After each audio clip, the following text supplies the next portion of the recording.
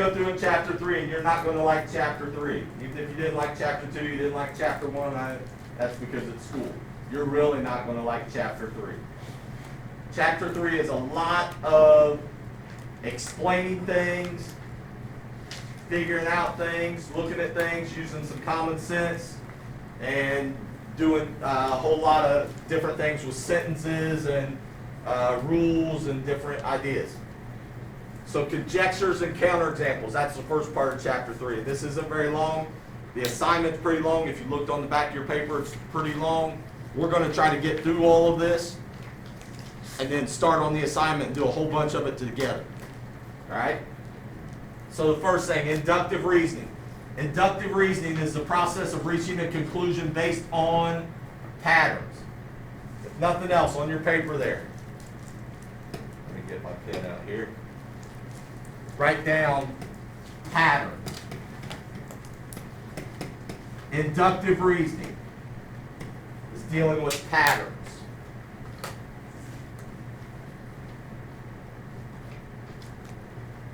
When I just got done explaining with the binders and stuff, I see patterns every year of the same thing over and over again, and I apologize because some of those days I wasn't here to make sure that everybody was.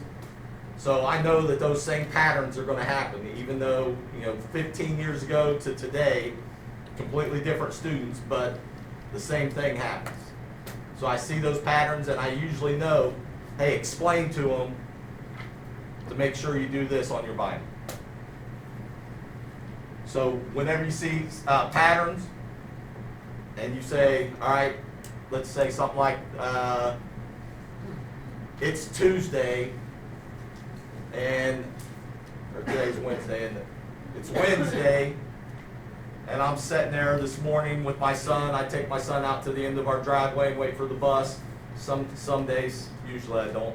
Usually I make him just stand out there, but today I took him out there. And it's Wednesday, and our neighbor that lives just a little ways down the road, their kid doesn't ever get on the bus on Wednesdays. So as the bus is coming down the road, the bus driver thinks this kid never gets on the bus on Wednesday. So what they do at our neighbor's house, they just drove right by and came to our house. Right? Earlier in the year, the bus driver, my son wasn't getting on the bus in the mornings. So once he started getting on the bus in the mornings, guess what the bus driver was doing at our house? Driving right by. And my wife was calling and saying, hey, they didn't stop and pick up my kid today. So the bus driver is using inductive reasoning. All right, he was using patterns, saying, hey, well, this kid didn't get on the first week of school, so. And then he just kept it going even after my son started riding the bus in the morning. A conjecture. Conjecture is just a statement. Anything could be a conjecture. Usually when you hear about conjectures, you think of something negative. That's not the case, all right? When your English teacher says, oh, you're just spitting out conjectures. Usually that means you're just making up stuff and don't know if it's true or not, right? That's not the case. A conjecture could be true, it could be false, it could be anything. I say it is raining outside. I have no idea because I have no windows. That's a conjecture. I don't know if it is or it isn't. It's anything that I heard on the radio this morning that it was supposed to rain, so I think maybe it's raining outside. That's a conjecture. To show that a conjecture is true, this is very important.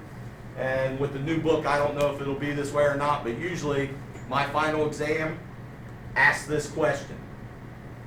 This right here would be one of the answers to the answer on the final exam. To know if a conjecture is true, you've got to prove it true for all cases. In our world, can I prove something true for all cases? It can't happen. All right? If I say all triangles have 3 sides, can you ever prove that to me?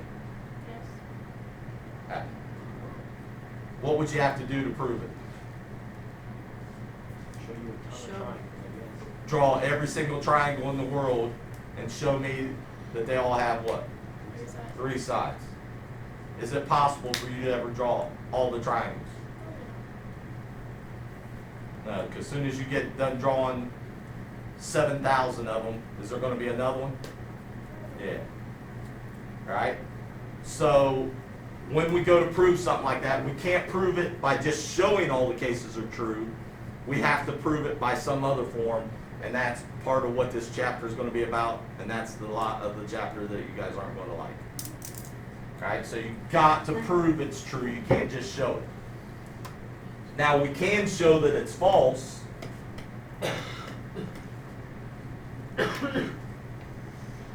If I say something like, all angles are right angles.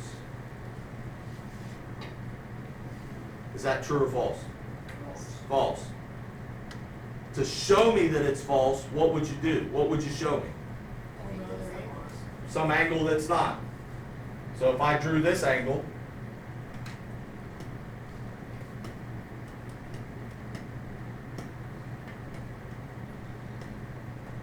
is angle ABC a right angle? So you just showed me that, hey, your statement that you just made, Ebersole, is not always true. How many things does it take to show a statement is false? 1. How many does it take to show that it's true? All of them. So it's easier to show that something is false because it only takes one thing to show it's false. And that one thing is called a counterexample. When you give a counterexample, don't just say, oh, because you could have an acute angle. That's not a counterexample. That's an explanation. So if I say, all students in my Orange 4 class are female, and you want to prove me wrong, give me a counterexample. Fletcher. That's what you got to have. You got to have that specific example. Not, there's males in there too. That's not a counterexample. Counterexample is a specific example. All right? So if I said all numbers are positive, what counterexample could you give me? -2, -1. Any of those would work as a counterexample. So a counterexample is just an example of that contradicts the conjecture, showing that that conjecture is not always true. Nothing really hard about most of this. When you're trying to find counterexamples or when you're looking at stuff like that, you got to test all different kinds of things. So if Allie's doing something and she's trying to figure out whether this is true or false, you can't just keep doing the same thing over and over again, all right? Especially with math. You can't just keep looking at positive numbers and say, hey, it works for this one, it works for this one. Well, if it works for the positive numbers, that's great. What other kind of numbers should you probably try? Negative numbers, maybe fractions, decimals. Try different stuff. Don't just try the same thing over and over again, because if it worked once, it's probably going to work for the others also. So when you're trying to come up with a counterexample, you got to test all kinds of different stuff.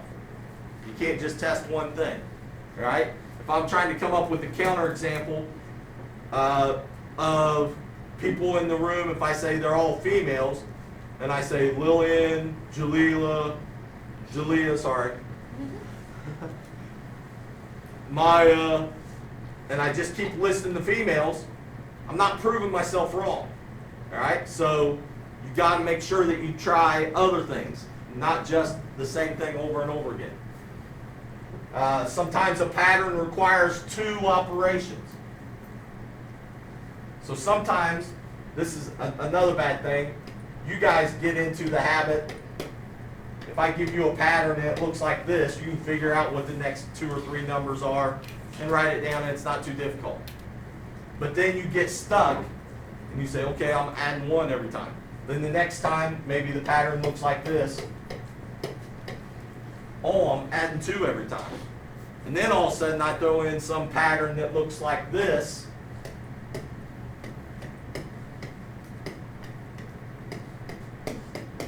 and I say, what's the next three numbers?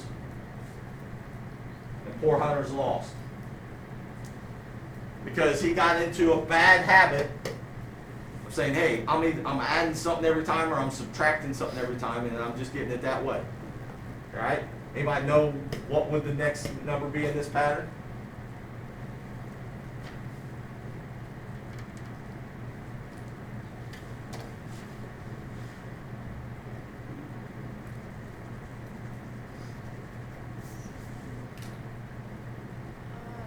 I'll tell you this. 25?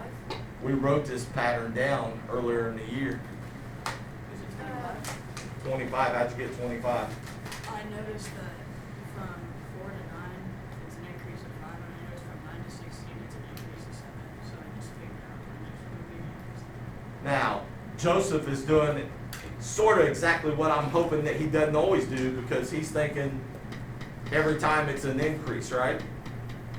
And then that gets him right back in, so he's still thinking inside that one little box. Now he's right, but what is this actually? What did I do here? 1 squared, what's this number? 2 squared, this one? Oops, 3 squared, not 3 to the third. 4 squared, 5 squared, so on and so on. So think of other things also. Don't get stuck doing the same thing over and over and over again. You must be able to describe the patterns. This is, again, part of it that you guys aren't going to like in this chapter. You've got to be able to describe stuff. You've got to be able to explain stuff. All right? So, an explanation for this, the pattern goes up by 1 each time, or something like that. All right? So, it doesn't have to be, I'm not going to be Mr. Stebbins or any of the English teachers and say you got to write some big, long, drawn out big paragraph about it and everything else. But you can't just put like 1. That's not an explanation. You've got to be able to explain things. Open up your books. You put the notes away. Everything else we're going to do is in the books. What you need. Cool. I was gonna ask, this is that thing with the table? Some of it. Yeah, we're going to do that later. Am I lying to them? Are they going to love it? Oh, they're gonna hate it. They're going to love it. Oh, yeah. Binders.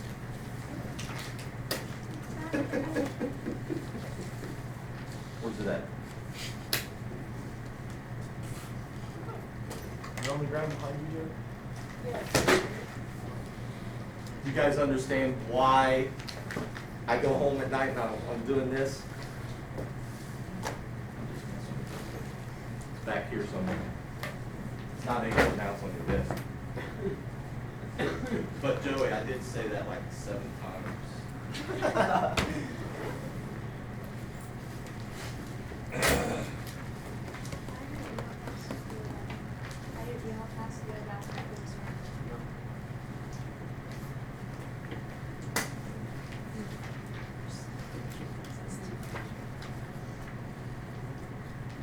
Just hurry up and go.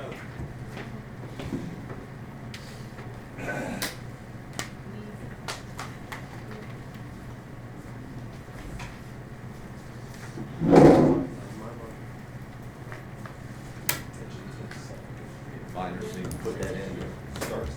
No, that one. It'll literally call off work. This is good. On these, you can write right there in your books, do some of this. We're just going to go through, you're going to help me out. You guys are probably going to make me call on people, aren't you? That's going to make Allie really happy because I'm going to call on her all the time, make her call. Joe's going to do something. On the first ones, everybody see this in their book? Yes. It says, write a conjecture that describes a pattern in each sequence, then use your conjecture to find the next term in the sequence. This gives appointment times, 8:30, 9:15, 10, 10:45, so on and so on. We want to make a conjecture about that. So make up a statement about those things. Damon, quit. Somebody come up with something. The appointments are 45 minutes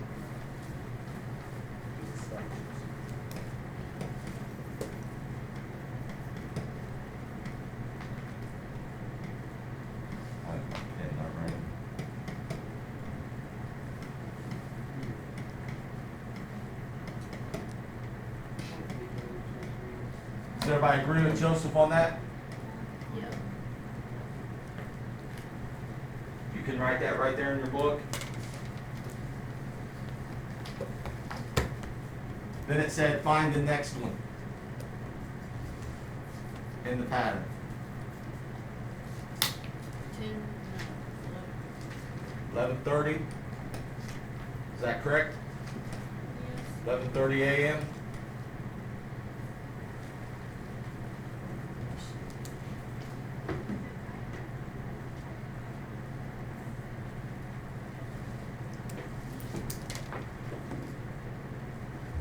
Part B, what's it doing each time? Somebody explain that to me. Multiplying itself with 4. So it's dividing each square into 4 parts. Dividing each square into 4 new squares.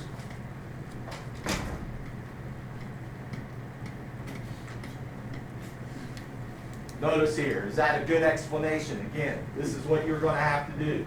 You're going to have to give some explanation like that, not just split it in 4s or something. I don't, just what it's got to be something that I can understand, something that anybody who looks at it next could understand. How are we going to show the next one in the pattern?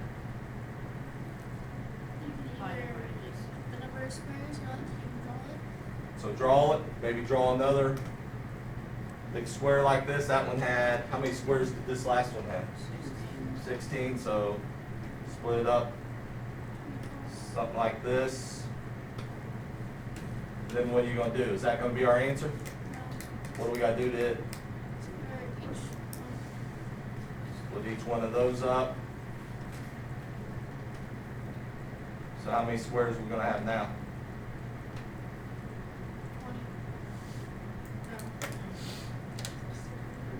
64. What is it? 64. All right, should be, each one of those should have been 4, so it'd been 16 times 4, right? Which is 64.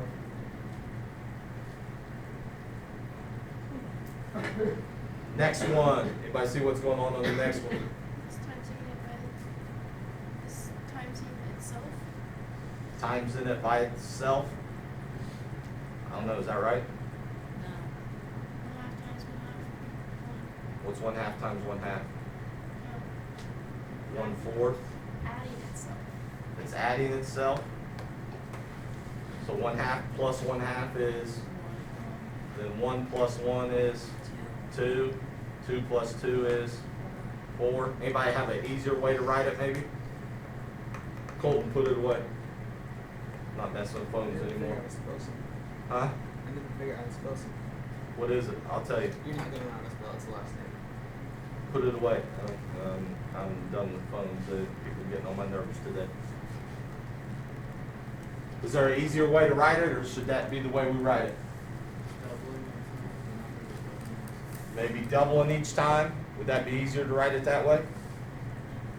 Or what's better than doubling maybe? Multiplying itself by 2. Timesing by 2 each time? Might be a little easier way to write it. Any of the ways we said, were any of them wrong? No, you could have wrote it out any of those ways. What's the next one in the sequence going to be?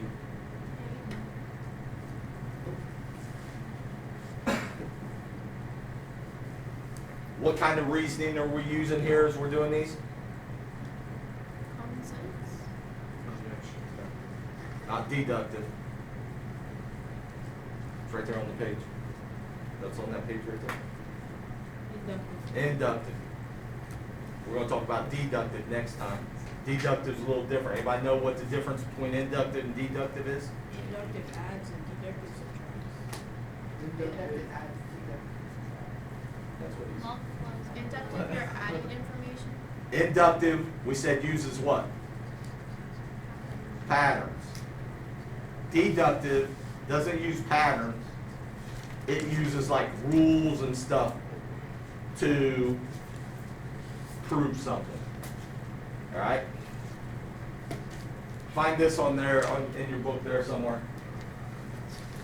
I don't know if it's on that page, next page, it's in there somewhere. So next page. It says make a conjecture about the sum of the squares of two consecutive natural numbers. I know in your book they already give you some of the stuff. Sum of the squares of two consecutive natural numbers. Anybody know what a natural number is? The non-negative. Non-negatives, close.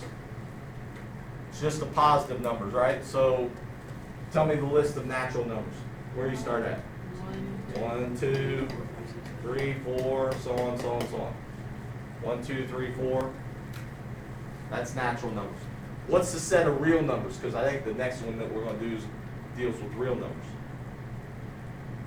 Is that any whole number? Real numbers are anything, any number that you guys know. All right? So real numbers are just all of them. Every number that you've ever learned.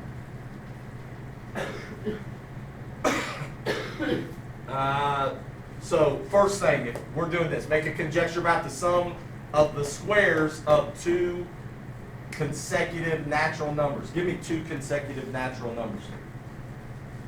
1 and 2. So this is what they're wanting us to do. And to do this, 3 steps, 3 things that we need to do. And you were doing this on the last problems, but you were probably doing a lot of it in your head. Sometimes you can't do it all in your head. First thing you might want to do is list out a whole bunch of examples. So if we use 1 and 2, we're squaring each one. We want 1 squared plus 2 squared. Somebody help me out. What is 1 squared? What's 2 squared? 4. And then you add them together, what do you get? Now, can we just make up a conjecture from just that one thing? Probably not. That doesn't really tell us a whole lot, does it? Do you see a pattern yet? It's sort of hard to see a pattern from one thing, isn't it? So we probably want to pick 2 more consecutive natural numbers. Give me 2 more consecutive natural. 2 and 3, so 2 squared plus 3 squared. What is 2 squared? 4. 3 squared? 4 plus 9? 13.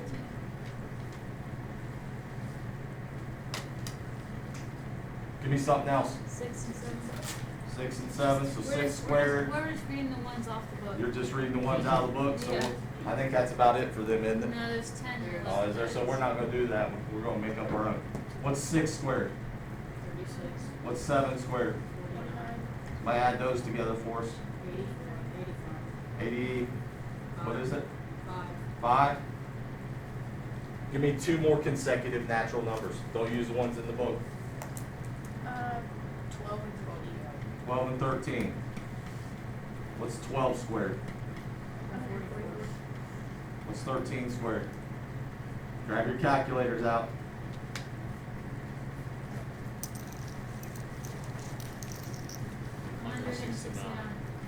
What do you do with those 2? Add them together. What's 144 plus 169?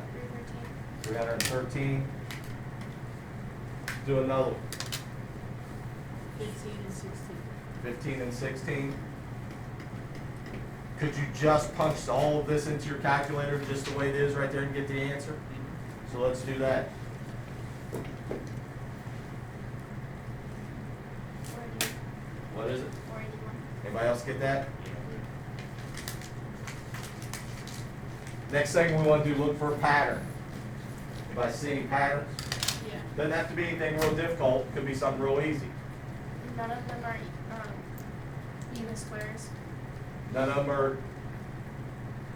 Let's cut off that last word.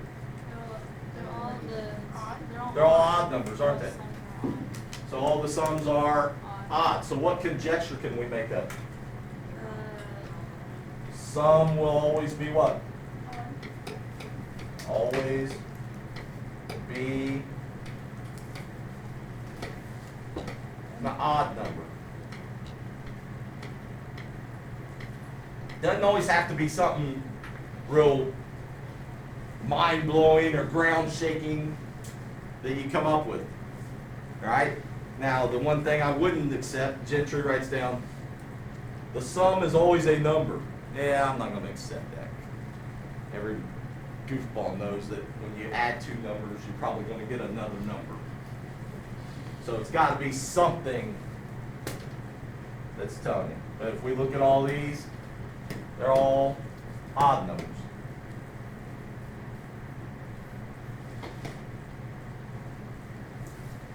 Product of two odd numbers. First of all, what's product mean? The answer to an addition. No, multiplication. So we're multiplying, right? Multiply. So we're multiplying. Two odd numbers. So we want to come up with some stuff and try some examples here. Give me a couple of odd numbers. 3, 9. What's 3 times 9? 27. Give me a couple more odd numbers. Can we make a conjecture just from that? No. Give me an odd number, Allie. Give me another one, Hunter. 13. You might help me out. What's 5 times 13? 65. Give me an odd number, Joey. 19. That goes from, you said 16. You said 19, didn't you? Give me another one, Fletcher. Another odd number. 11. Might multiply those two. 2 and 9.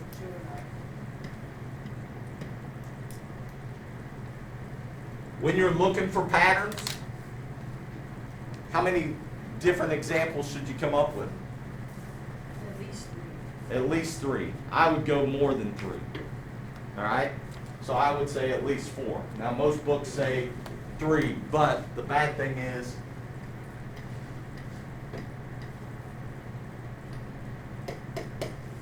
if I do this pattern and we just use 3, I get 1, 1, 2. There's about 6 or 7 different things that you could tell me that's going to happen in that pattern. All right? And if we want to show one certain pattern, then we don't want to do something like that. Anybody see something going on in that pattern? Yeah. What could you say it's doing? Switches an odd number. No, not that one. Oh. The one I just wrote up there. Oh. It's just keep. But like every third number is going to be even. Maybe. What's it look like I did to get from here to here? You added the other two. Added these 2 to get to that one. That might be one of the patterns. There's a whole bunch of other patterns that you could have come up with from that. All right? So let's come up with a 4th one here, because 3 might not be enough. 73. Times what? I don't know. 120.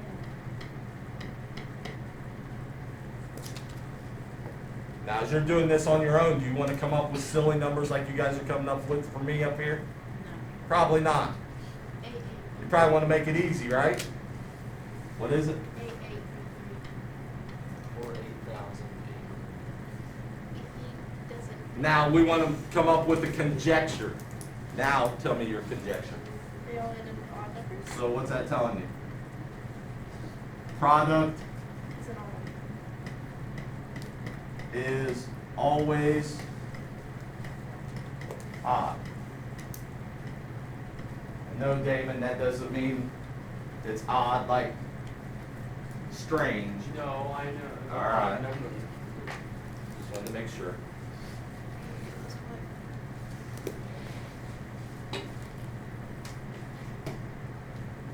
Is this in your book? I think it is, isn't it? Yeah. Make a conjecture about the relationship between the segments joining opposite vertices. What's a vertice again? The sign. I keep forgetting, man, we need to take a definitions test here real soon. I'm gonna make one up, probably do it today. Isn't it a sign? Vertice, Corner. it's a corner where where an angle is formed, right? So a corner. So this is a vertice or a vertex, that point right there, that's a vertex. If you want opposite vertices, then what am I gonna connect this vertex to? Another one. This one down here? The one diagonal from All right, so this one over here. What am I going to connect this one to? the other one diagonal. So those are opposite vertices. across from each other. So we do all that. List or draw some examples that support your conjecture, just in your book there somewhere. Can you draw another isosceles? First of all, what do you think an isosceles trapezoid is? I should have done They that. have two congruent sides. All right, notice, what's these little tick marks on these sides tell us? They're congruent. So these two sides are congruent to each other in all of these trapezoids. Draw another isosceles trapezoid, bigger, smaller, I don't care. But these two sides got to be congruent. Then connect opposite vertices. Then maybe draw another one, bigger, smaller, whatever. Connect opposite, those two sides are congruent, connect opposite vertices. With this, Damon? You don't look like you're drawing any trapezoids. Then maybe draw another one. Draw a real little baby one here. These two sides are congruent, connect them. Anybody noticing anything about those things when we're connecting them? That's true. So you could say, when I draw these, it forms what? 4 triangles. I would probably accept that. Give me something a little more, something that's got a little more meat to it. Anybody notice anything about this segment and this segment? They're perpendicular. So what's perpendicular mean? Four right They angles. form a right angle. Does that look like a right angle right there? It could be, but we're not sure, right? The angles are I vertical. stopped when I said it. It forms vertical angles. So what do you know about this angle and this angle? They're vertical and they are congruent. We could maybe use that. I still haven't heard what I'm really looking for. What looks to be true about that segment and that segment? Same thing. Segments appear to be, what do we say in geometry? Measures. They appear to be what to each other? Congruent. Congruent. Using the symbol, those segments appear to be congruent.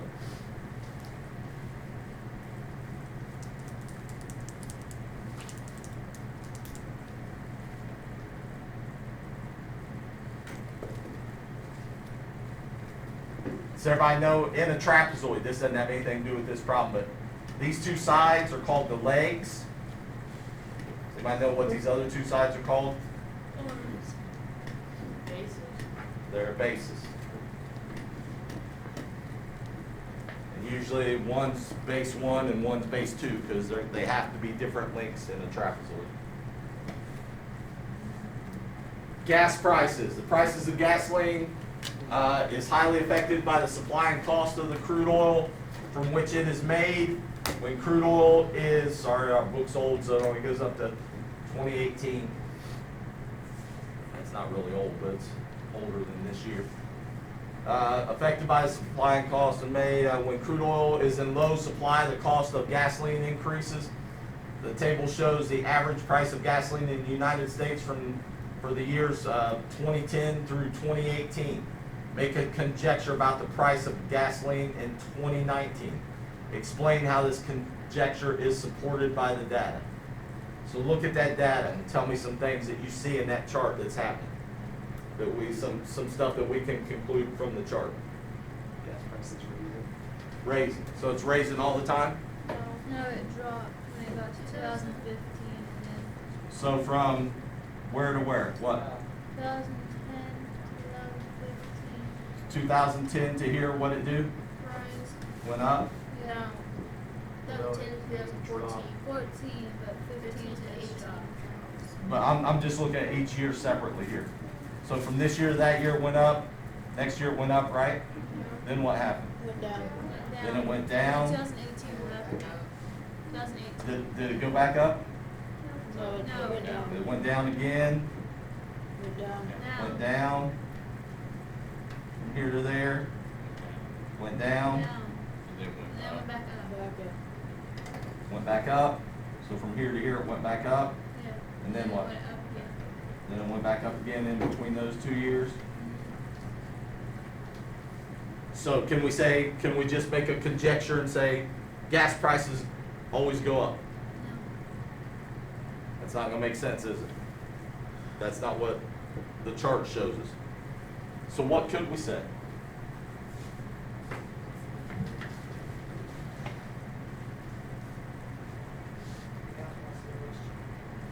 Gas prices are always changing, that's true. Now again, does that really tell anybody anything? For stay in the range. We could say that for a few years it does what? Raises and drop down. And then it goes- Raises up, then it drops down. Then it raises up. So right now, if we look at what could we expect in 2019? It to keep going up. Maybe go up again? 2020? Probably. Most definitely goes up. Go up again? 2021? Most definitely goes up. It's 390, which means. So it's going up still? But what can we expect that's gonna happen here in the next couple of years probably? Eventually it's gonna go back. It's gonna start going back down again. So our conjecture might be gas prices, unlike what a lot of your parents probably tell you, and because I don't like being political about anything, but of course, everybody else does. And this probably includes, but I don't like to be political, so I don't blame it on this or that or John Doe or anybody. That's a bunch of crap. No matter who. Gas no matter prices. What president's being elected, the gas price is always gonna go up for an election. And they're always going to do what? They're going to come back down at some point. They're going to fluctuate. Now, are they ever going to be back down to what they were when Ebersole was your age? No. Probably not. They were like a nickel a gallon then, right? How much does it No cost you? way. That's what Colton thinks. Oh, on that How whole much it's does not it cost true. you to I fill thought it the was truck? true. I was like, there's So no gas way. prices 360. fluctuate. How long does that last? Up and down, up and down over 3 to 4 years. Does that seem like a reasonable thing to say? Every 3 or 4 years, they start to go up, they go down, they go up, they go down.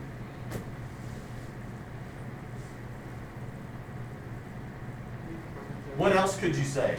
Because they gave you this information up here. When crude oil is in low supply, the cost of gasoline increases. So could we have came up with something else from the chart?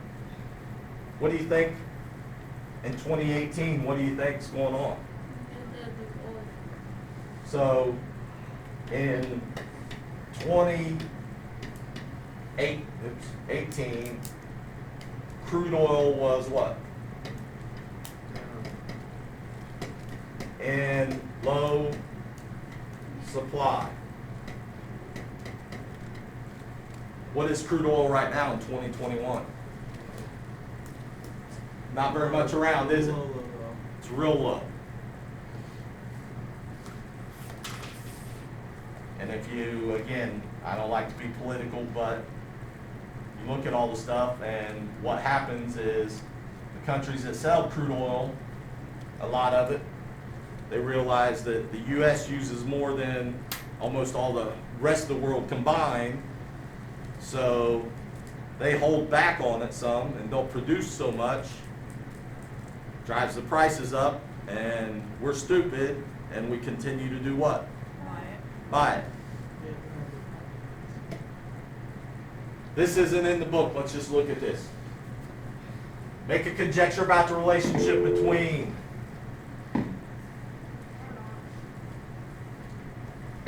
segment AD and segment AB. Notice, please notice, no symbol.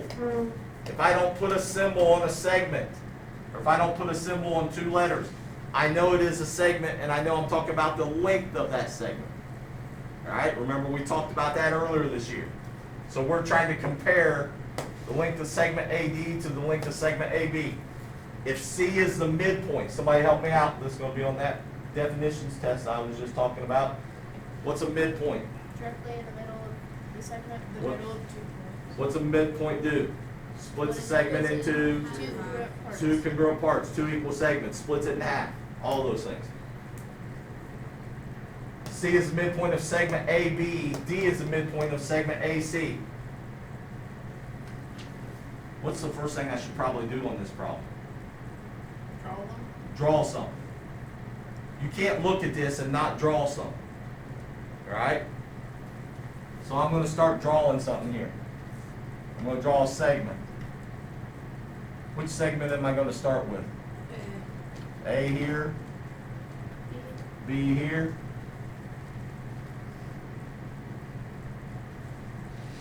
What do they tell us as we read through this? C is the midpoint.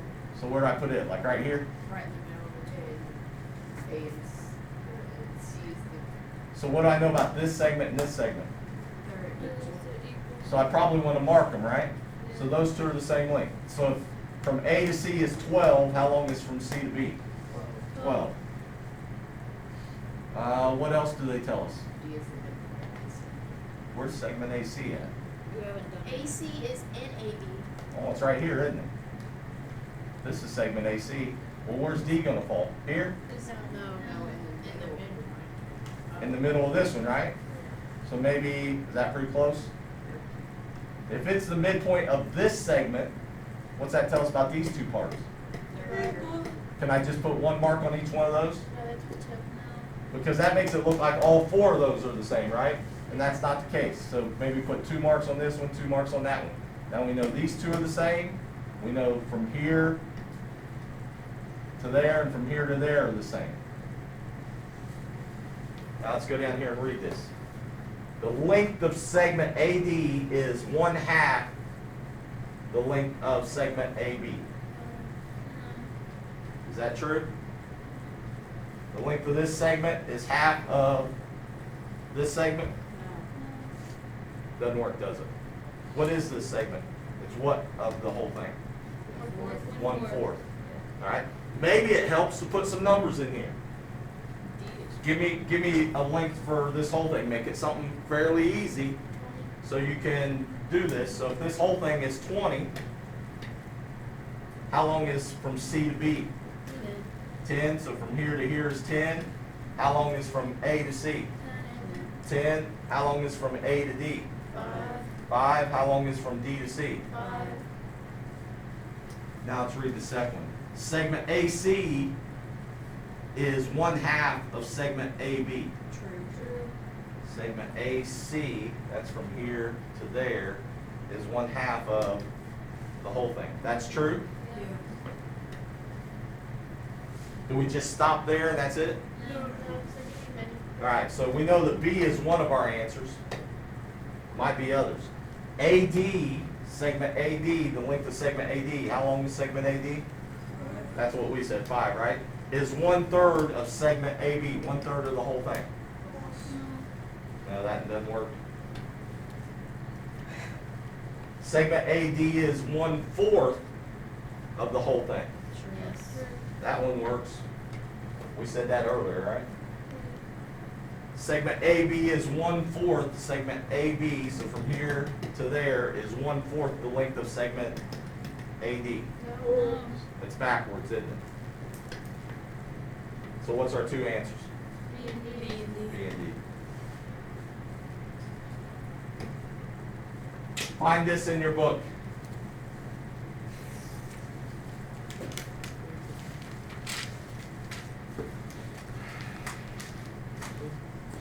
You're gonna hurry. Bill.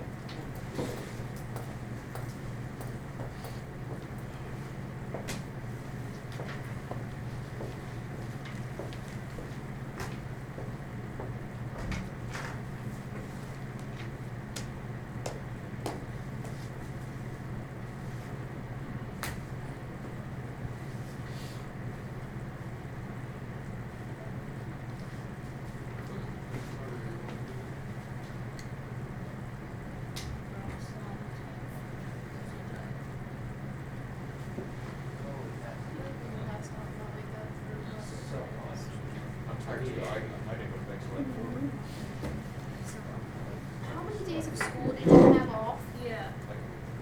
Exactly.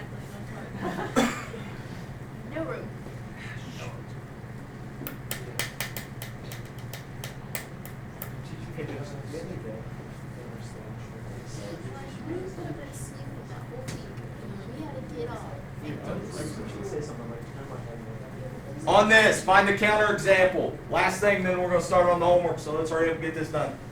Find the counterexample. Remember, a counterexample is one specific example that shows that the statement is not always true. If n is a real number again is any number that you know, right? The numbers, we could go through, and I'm sure at some point you made this little chart, a Venn diagram, and you had the little sets, and you had natural numbers, Yep. and natural numbers was like 1, 2, 3, 4, so on, so on, so on. Then you had, does anybody remember what the next one was? Real? No. I think it might have been. Whole numbers, what did it add? Like whole numbers. It just added 0. 0, 1, 2, 3, 4. Then you had integers, and it added on what? Negative. Negative. So it went like -3, -2, -1, 0, 1, 2, 3. Then you had real numbers, and real numbers were, Any number. well, you might have had rational, Irrational. you had rational numbers Yeah, irrational. and irrational numbers, which was like its own little set over here, right? Which Yeah. pi and stuff. And then, so rational, irrational, and those added in decimals and fractions. And irrational was stuff like pi and the square root of 2 and all that stuff. And then all of those numbers all together were Real numbers. real numbers. So every number you know is in the set of real numbers. So if n is a real number, then this right here, everybody likes to read it as a negative. What it actually means is the opposite. So if n is a real number, the opposite of n is a negative number. Pick me a number. 5. 5. What's the opposite of that? Negative. So it looks like this statement that they're making is true, right? We don't. Is that enough to say it's true by proving one thing? And as a matter of fact, they tell us we want to come up with a counterexample, so apparently is the statement true? No, if they're telling us, hey, come up with a counterexample, they probably wouldn't give us a problem that you can't come up with an answer for. So we want to come up with something that n equals, some number for n, that this isn't going to be true. Give me another number then. 7. What's the opposite of that? Negative 7. That's nuts. I thought a negative number said it. What kind of number? A negative? So give me one. Negative 13. -13. What's the opposite of that? 13. How much you guys are doing the numbers in my So does that prove that this is wrong? Yeah, because it says n is a real number. This is a real number. The opposite of n is a negative number. Is 13 a negative number? So what's our counterexample? We don't have to write anything out. You're just given a specific example. What's the example? Negative 13 is what we said. Right? That's our counterexample.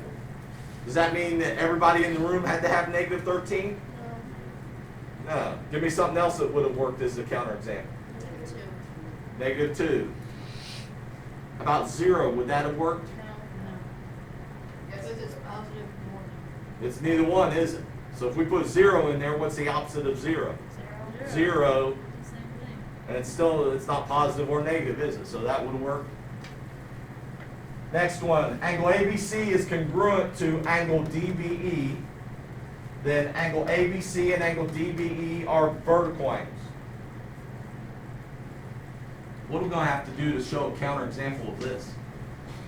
Draw it. Draw something, right? So if I drew this,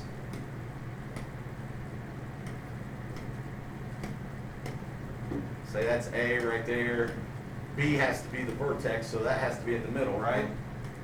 A, B, C, and D, B, E. Are those two angles vertical angles? Yes. So are they congruent? Yes. Does this drawing help us? Yes. No, because we're trying to show a counterexample, right? What we just showed is that this is true and that's not what we want. So what could I draw? Draw a straight line. What are you doing, looking in the book? So if I drew, all lines are straight first of all, so you don't ever have to say a straight line. Draw 180 degree. So draw a line, now what? Do a V in the middle of it. And then your vertex. What am I gonna say about these two angles? Right. So if I say that these two angles are congruent, we'll call this one angle A, B, C. What letter's gonna go over here? D, B, and then here is E. Are these two angles congruent? Yeah, because we marked them congruent. Are they vertical angles to each other? No. No, they're not vertical angles. So this would be our counterexample. Example. Just draw something that shows, hey, that's not always the case. That's your assignment. Get out a piece of paper. Actually, you can write it right there in the book. I don't care. What? Since it's here, probably not gonna have us determine it. I'm going to check it.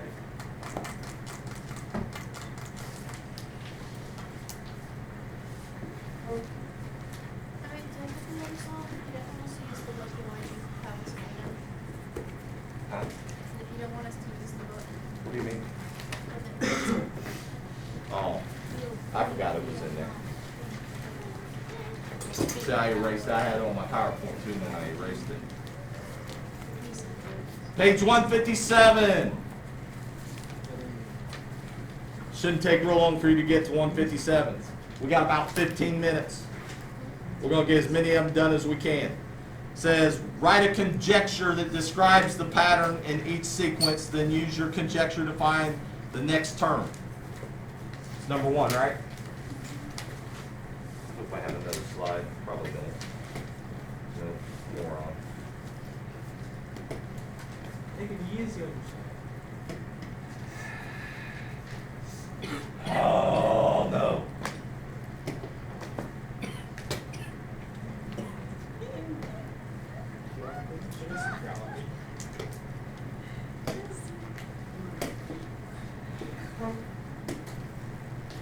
Some point. Piece of paper anyways. Number one. Now I'm ready. Anybody see something about number one there about that pattern? Yeah. Add 4 each time. Everybody agree with that? Yeah. So add 4 each time. That's your conjecture. That's part of your answer. Then they wanted the next number in the pattern. What's it going to be? 24.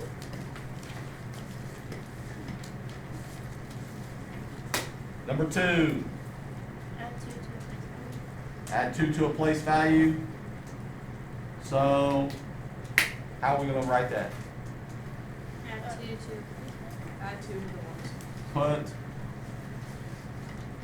another, what? 2 behind or in front, I guess it could have been the previous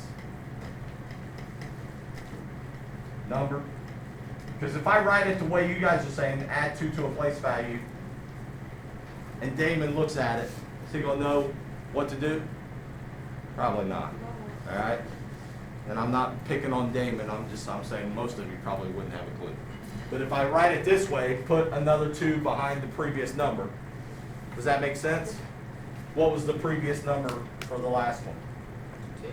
2, 2, 2, 2. So what am I going to do? Put another 2 there. That's what it just told us to do. So this is our conjecture. This is the next number, or the next thing in the sequence. How about the next one? Oh no, it's got fractions in it. Be 160. Divide by a half, divide by 0.5, split it in half, any of those things. So how am I going to write that? Divide by. Divide by 2.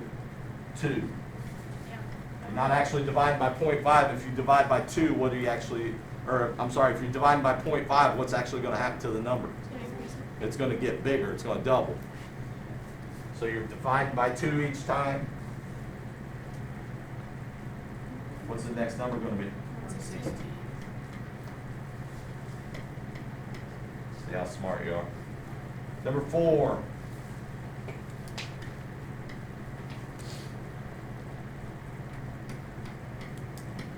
Anybody see anything yet? Yes.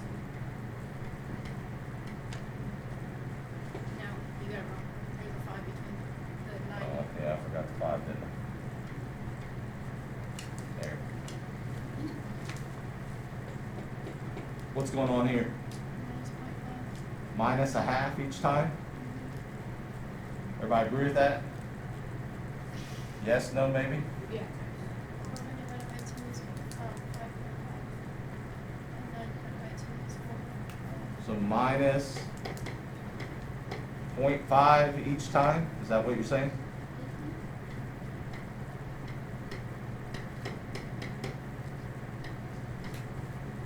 Now, if I'm looking at something like this, and I see that it's got 2 in these fractions every time, what I do is I go back, if I'm having trouble figuring out what the pattern is, I go back and I try to change each one of these so that it has 2 in it.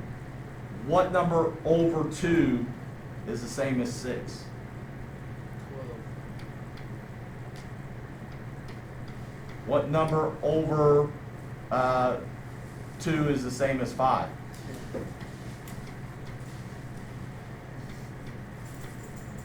What number over 2 is the same as 4? Anybody seeing a pattern there? What's the next number in the sequence going to be? 7 over 2.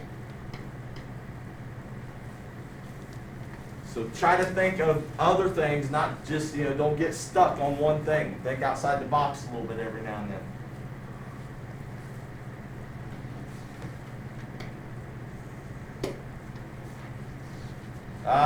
Number 5. Can we run through some of these pretty quickly? So your arrival times, 3 p.m., 12:30 p.m., 10 a.m. Anybody see a pattern there? It was 2.5 hours there. 2.5 hours? Is that not right? It was 3 p.m. 3 p.m. to 12:30 p.m. for 30 is not 2 hours. I said 2.5. It's 2 hours. 3 to 12. 12:30, it Says says 12. right here. Right. 3 o'clock to 12:30 is 2.5 hours. You add 2 to 12, that's 2:30. Plus 12 another comes half hour is first. 3 o'clock, that's 2.5 hours. 12 comes first. So 3 p.m. It's almost 3 now, right? It'll be 3 here pretty soon. Yeah. When's it going to be 12 p.m.? It's already 12 It p.m. was already 12. Or 12:30? It was already, It's wasn't it? already, so it's the next day. So it's like the next day, right? So what Joseph is saying is he's sort of going backwards. Is that going to work? Because he's saying, hey, if it was 3 o'clock right now, if we went back to 12, that's 2.5 hours. That's what he's saying. Yeah, But is that it's the not. way they got it going here? No, it's not. No, they had one. Minus. So if we go from 3 all the way around till we get back to 12:30 again tomorrow, what do we do?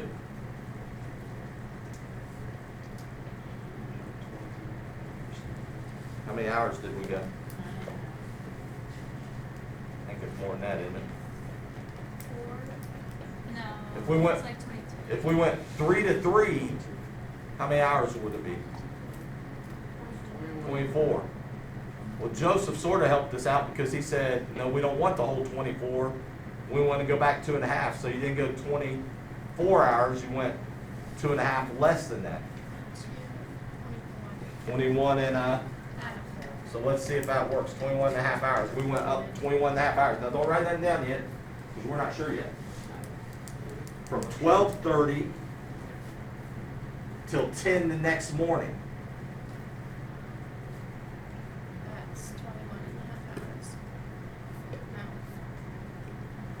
let's, 12 and 12:30, so let's start counting. 12:30, if I count one, where am I gonna be at?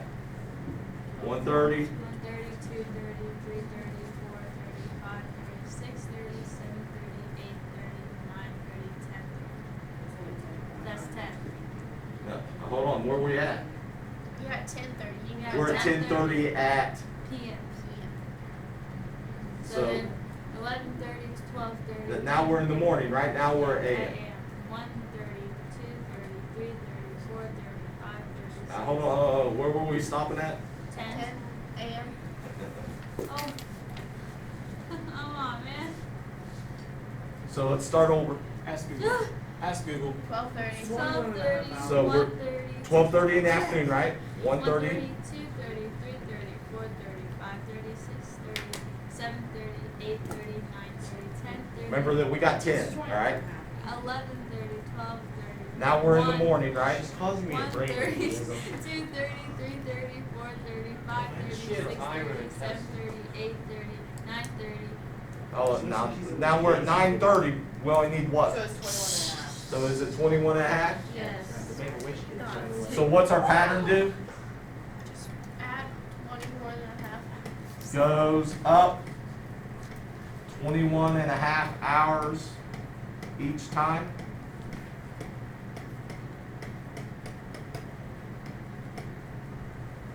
Julia, did you all confuse yourself right there? What would the next one be? In the pattern? If it's at 10 a.m., what's it gonna be? 7:30 what? A.m.? Everybody agree with that? Yes. Just say True. Just do avoid Number it. 6. What made me redo it? Percent humidity. You got 100% humidity, 93% humidity, 86% humidity. It drops 7%. Drops 7% each time. What's another way you could have said that? Instead of drops, 90. decreases, minus, whatever, right? What's the next one gonna be? 79. 79% humidity.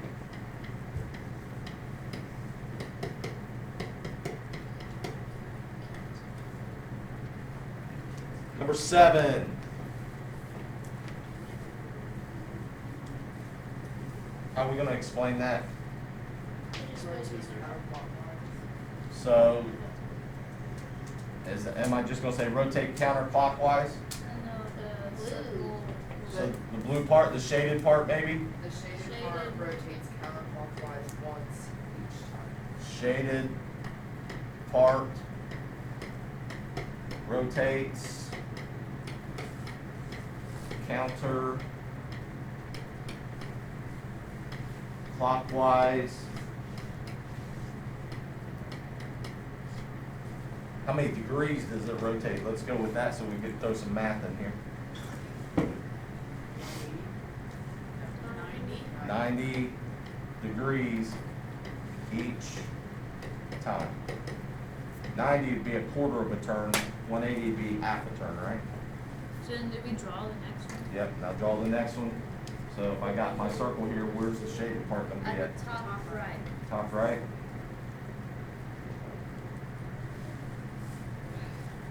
Probably hard for Damon to draw that circle because his eyes are closed. They were a second ago when I started that statement. I'll get going. Next one. I like the fire truck.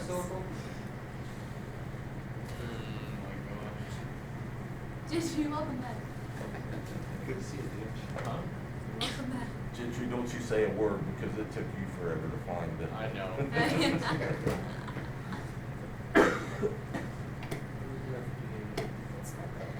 Number 8, number 8. You take away. One that. column.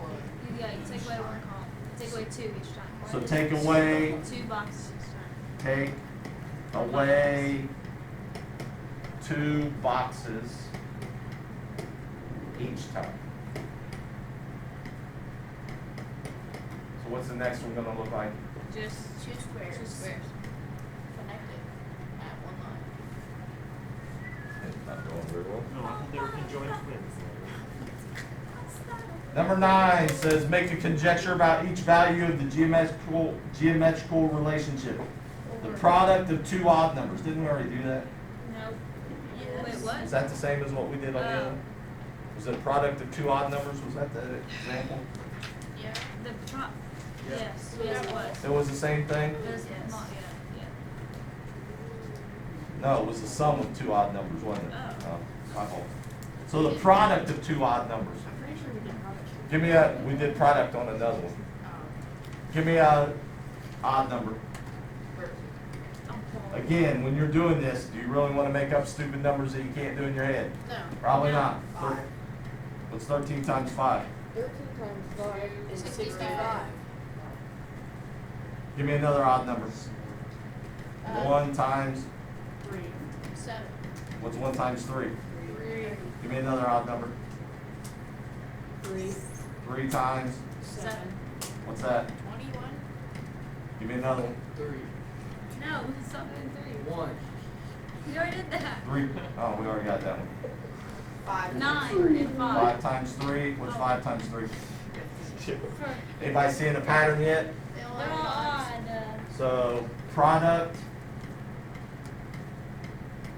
will always be what? Odd. Be odd number. Product will always be an odd number. Number 10.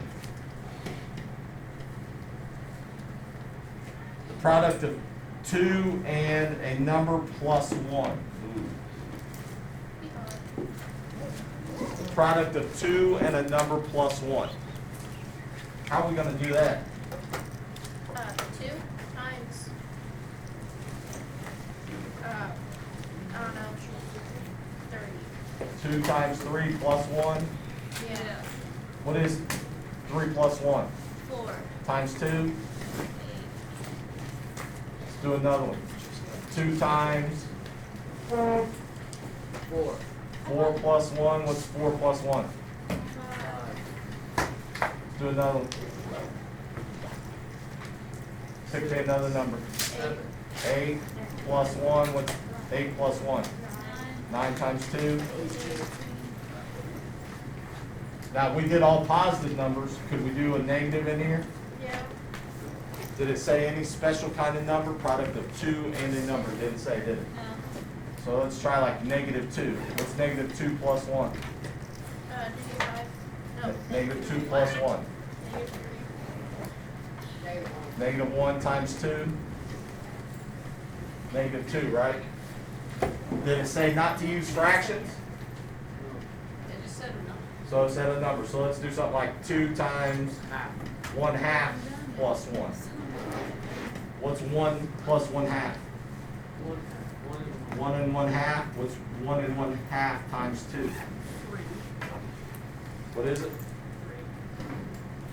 Let's go back and make sure that we didn't mess something up here. 8, 10, 18, negative 2. If you did that way, it would be odd. But if you're doing that way, then it's equal. Oh yeah, it does have a comma in there. I'm sorry. It's got a comma in there. So- I didn't see the comma. So we were doing it backwards here. We should have been multiplying first. So what is it? They'd always be odd. Answer It's odd. is always Odd. odd. You guys gotta help me out because I can't see those commas all the time. Always? Yeah, I'm always on. Listen.